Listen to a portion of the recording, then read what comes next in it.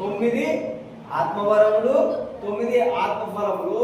ఎవరైతే తండ్రి అయిన దేవుని అంగీకరించి యేసు ప్రభుని తన సొంత రక్షకునిగా అంగీకరించి తమ పాపములను ఎవరైతే కడిగి వేసుకొని పరిశుద్ధాత్మ చేత నింపబడతారో వారందరి జీవితంలో దేవుడు మీకు నాకు దైవ సేవకులకును అదేవిధంగా సంఘంలో ఉన్నటువంటి విశ్వాసులందరికీ కూడా దేవుడి యొక్క ఆత్మ ఫలములను ఆత్మ వరములను ఆయన ఉచితంగా అనుగ్రహించి ఉన్నాడు. హల్లెలూయా.